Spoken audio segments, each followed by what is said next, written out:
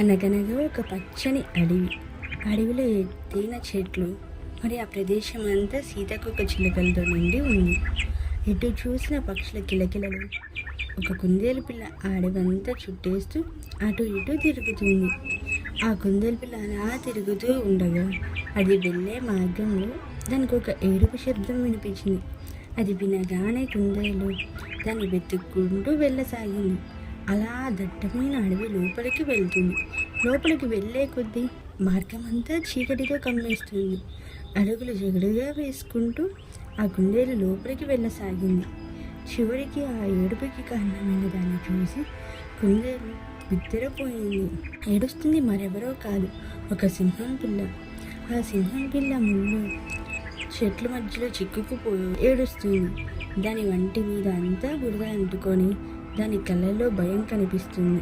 ఆ కుందేలు పిల్ల జాగ్రత్తగా ఆ ముళ్ళ చెట్లోకి వెళ్ళి దాన్ని కాపాడడానికి ఆ ముళ్ళని తీయడం మొదలుపెట్టింది. అది చూసిన సింహం పిల్ల ఆశ్చర్యపోయింది. ఆ ప్రదేశం చుట్టూ ముళ్ళు నిండి ఉన్నాయి. ఏదైతేనేమని చివరికి ఆ కుందేలు పిల్ల ఆ సింహం పిల్లని కాపాడింది. సింహం పిల్ల పైకి లేచి కుందేల్ని కృతజ్ఞతతో చూసింది. కొద్దిసేపటికి ఆ ఇద్దరూ ఆ ముళ్ళ పొదల నుంచి బయటకు వచ్చారు.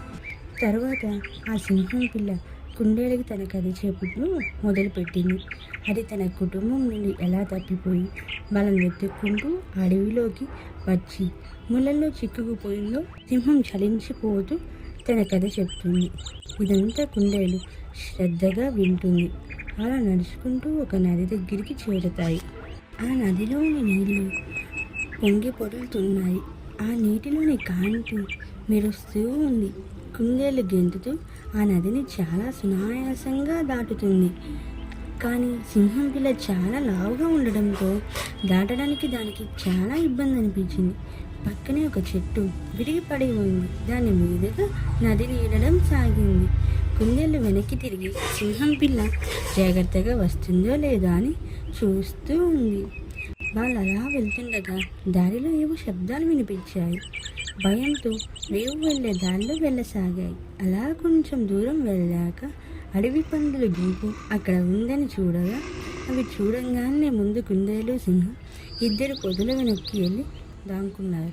ఆ పందులు చాలా లావుగా, వాటి ముళ్ళు చాలా పదునుగా ఉన్నాయి.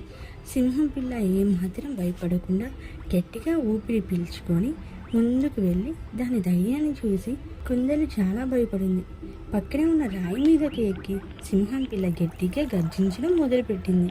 అది చిన్న పిల్ల కాబట్టి ఆ చిన్న గొంతుతో గట్టిగా అరిచింది. ఆ శబ్దం విన్న పందులు వాటికి భయం వేసి అడవిలోకి పారిపోయాయి. కుందేలు సింహం ధైర్యానికి ఆశ్చర్యపోయింది. కానీ ఆ సింహం చిన్న గర్జన విని దానికి నవ్వొచ్చింది. అవి రెండు ఆ దట్టమైన అడవి చివరికి వచ్చాయి. దూరంగా పెద్దగా పెరిగిన గడ్డి కనిపిస్తుంది.